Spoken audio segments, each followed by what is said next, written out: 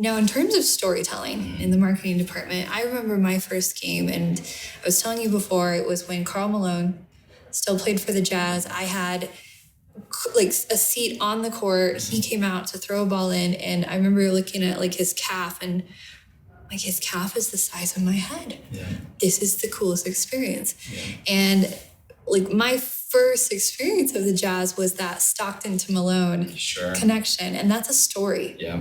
Like that was definitely a story. Not only were they good at playing together, but then you had to like market that story. And then Jerry Sloan, was the coach. I mean, since then, there's just been these compelling stories. How do you find those, insulate those, and just like kind of wrap that, like put it out there? Sure. Well, that's an interesting one, because what happens with that, at least in my my most recent experience, and you're right, most of us, our first experience was Stockton to Malone, and great personalities and great on court. What I've learned over the last little bit is that can change on you very fast. I went into this past season, or our team went into this past season, our planning had been more primarily focused on the overall experience. We wanted to capitalize. Once in 20 years, will you spend $125 million on an arena renovation and focus on how this experience can change for you? And so everything that we'd planned, and we were a little unsure of what the on-court product would be. We had lost Gordon Hayward in the summer before. We knew we had a great personality and potential in a guy like Donovan Mitchell. And we knew from our standpoint internally that we still had the best defensive center in the entire NBA. Rudy Gobert is just that. And so we knew we had some things that we could hang our hat on from that standpoint, but the focus was more so about the experience. Well, you get a bit into the season and that completely changes. Donovan Mitchell becomes a sensation. He scores 41 points. He's in the dunk contest. Rudy Gobert comes back from two unfortunate injuries, and you go on an 11-game win streak. And so in an instant, we have to shift our focus and find ways on how to capture that momentum. And we get, the final 3 months of the season, we just get this great ramp up to the playoffs, and people just loving the personality of the players. And that's one thing you have to shift to, not just the on-court, but we've got a team, characters like Joe Ingles, Donovan, Epe Udoh, Ricky Rubio. These guys are great on social media and people love it. Mm-hmm. I mean, we've talked internally that, it feels like this chemistry of the team is what's inspiring our fan base. And that's both off and on the court. So how do we capture that? And we just have to be very nimble with that. We have to be staffed appropriately. We, so much of that's done through video. We've got a great videographer that's able to put stuff together for us on the fly to go out there and highlight and showcase to it. But I've learned in this industry, you've got to be very nimble because things can change very fast. How do you prepare for that? It's not like you can come up with plan B and C. Interestingly enough, we do. Really? We do. Playoffs were a perfect example on that. We probably had at least 3 alternate plans based on every game's performance. We planned so far out in advance. I mean, you think about the Utah Jazz, and that's probably where, the magnitude of the brand starts to lie on your shoulders and realize that, boy, we've got an entire state that is interested in what's going on with this brand, and they're paying attention to it.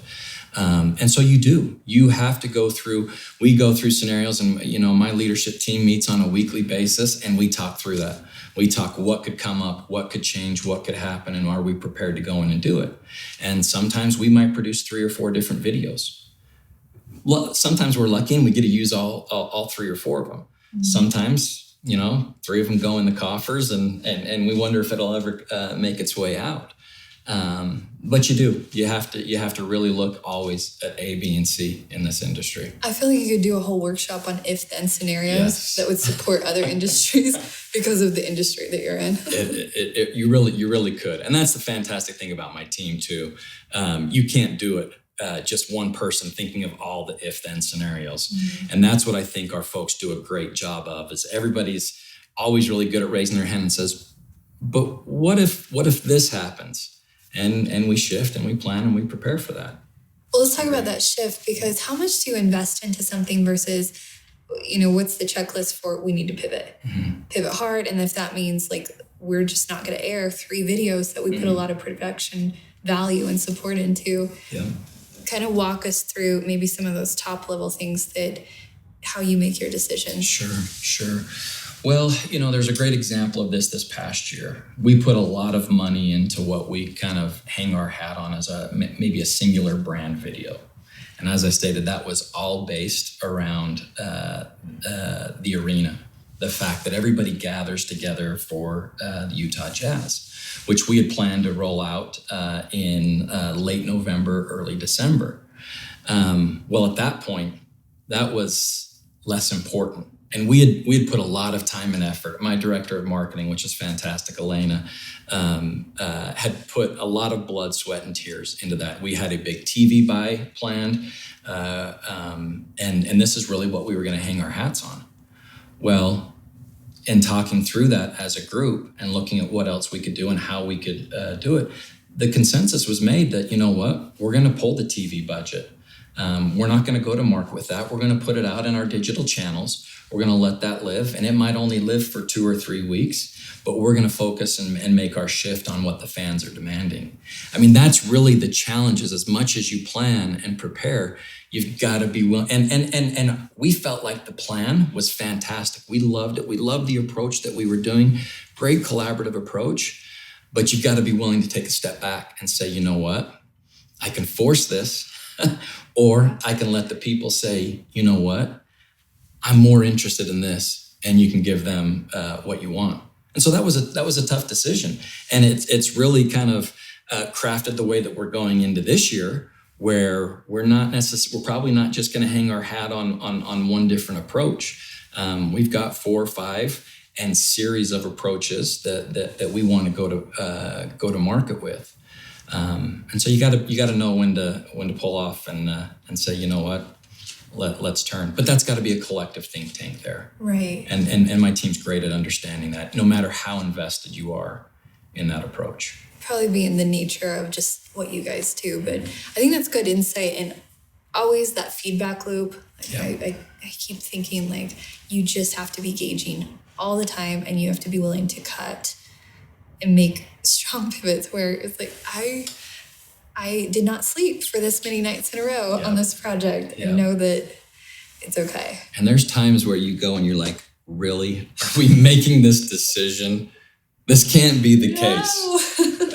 And you do. There were several moments last year where I just wanted to pull my hair out because we'd given so much for something, and it wasn't right. And sometimes I went to the hill and I tried to battle for it.